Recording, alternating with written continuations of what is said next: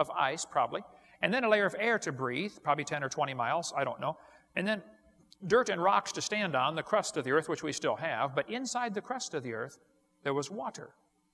That's the water that came shooting to the surface when the fountains of the deep broke open.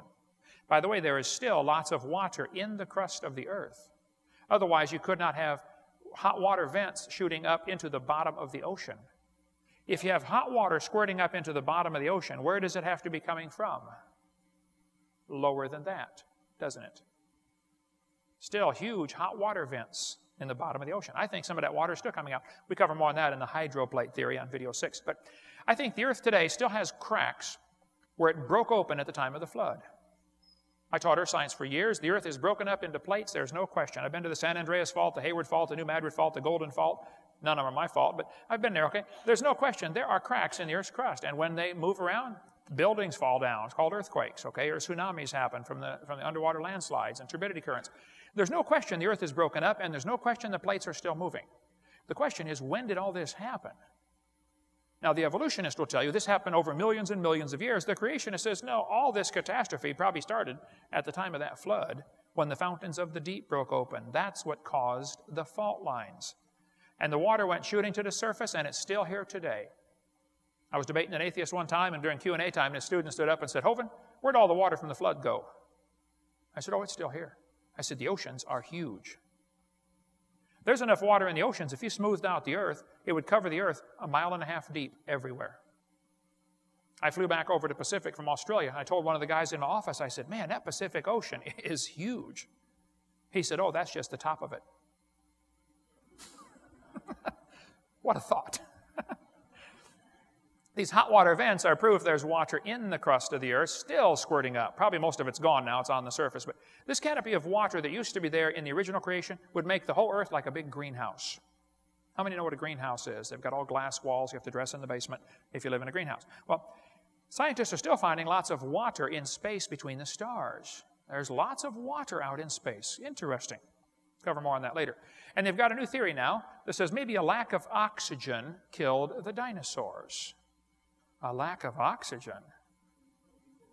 Why would they say that? Well, they had a big symposium in 1993. A bunch of scientists got together to study the Apatosaurus. And they said, folks, we've got a problem. An 80-foot Apatosaurus had nostrils the same size as a horse. How is an 80-foot animal going to get enough air through nostrils the same size as a horse? He'd be sucking so hard trying to get a breath, it'd set them on fire from the friction from the wind whistling in there. They couldn't breathe.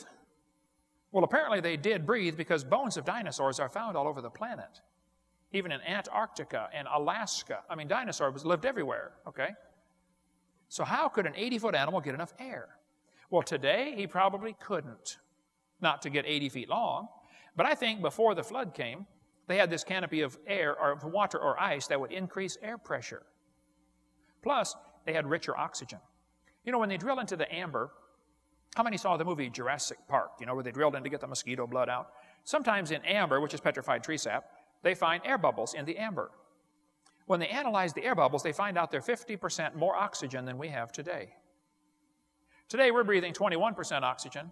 Amber bubbles have 32% oxygen. Did you know if you lived in a world with double the air pressure and 50% more oxygen, just breathing would be exciting? Adam would go, wow, that was fun. Hey, Eve, let's do that again. Ready, go. The earth had more oxygen in the past than it does now. Now, you kids are going to be told in textbooks that the earth had no oxygen at the beginning when life was evolving, called a reducing atmosphere. That is baloney. We cover all that about video 4, about how life began. It could not have evolved with oxygen or without oxygen. But if you double the air pressure and increase oxygen, not only does your hemoglobin take on oxygen like it's supposed to, your plasma will get oxygen saturated, which means you could run hundreds of miles without getting tired. Adam and Eve didn't need a car. They could run to grandma's. Only they didn't have a grandma. Or a mother-in-law, by the way. That's why it was paradise.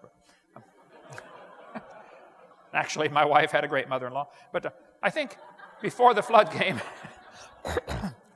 I think things were a whole lot different. With increased oxygen, you would heal up much faster. How many of you remember baby Jessica that fell into the well in Texas? 18 months old, her left leg slipped down in a pipe, her right leg came up behind her, and she did the splits as she slid down inside an 8-inch steel pipe. She went down 20 feet and was stuck there for 2.5 days. They tore up the whole neighborhood trying to get that kid out of that well. It was on the news about every 15 minutes. Remember that? You know, baby Jessica's still alive. Well, they finally got her out of that well. Lots of her body had turned black from lack of circulation. Her right leg was totally black because it had been twisted around and stuck in her face from behind, doing the splits. One of the doctors said, we have to cut her leg off immediately. Another doctor said, hey, before we cut the leg off, let's just try putting her in a hyperbaric oxygen chamber. You know what? Hyperbaric oxygen. They put Jessica in one of these chambers, filled it up full of pure oxygen, and pumped it up to double normal pressure. Within a few hours, her leg turned pink. They restored circulation. They saved her leg. They did have to amputate half of her little toe, okay? They couldn't save that. It beats losing a leg by a long shot. By the way, do you know what you call a girl if one leg is shorter than the other? Eileen. Just a little bit of trivia there, okay? There's a chamber in Pensacola, Florida. This one in Pensacola holds 30 people in an emergency. A lot of hospitals are getting these hyperbaric chambers. Does UT Medical Center have a hyperbaric chamber? They do? You know how big it is? Does it 1 or 2 or 3 person or 1 person? Okay. West Germany is treating stroke patients with hyperbaric oxygen, getting incredible recovery from strokes. In England, they're treating multiple sclerosis. They treat all kinds of diseases with hyperbaric chambers. In India, they're treating leprosy, getting incredible results. Here's a kid being treated for cerebral palsy with hyperbaric oxygen. Doctors have discovered if they add more oxygen during surgery when the person's under anesthetic, only half as many patients get infections and only half as many people get nauseated just by giving the sleeping patient more oxygen. Interesting. There's a chamber in New York that treats autism with hyperbaric oxygen. Hyperbaric therapies use as healing tool grows, article says. Here's a single-person chamber. Did you know the Dallas Cowboys have a hyperbaric chamber?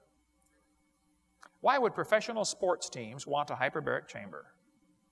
Well, because they've discovered their injured players will heal twice as fast. See, if you're paying the guy $1,000 a minute to go play with a ball, you want him out there playing with the ball. Okay, earning his $1,000 a minute or whatever they get. Here's a Zach, somebody from the Dolphins. It says, about 3 times a week during the season, Zach chills out for an hour or so in a hyperbaric chamber, a 12-by-4 bag inflated with pure oxygen that helps the body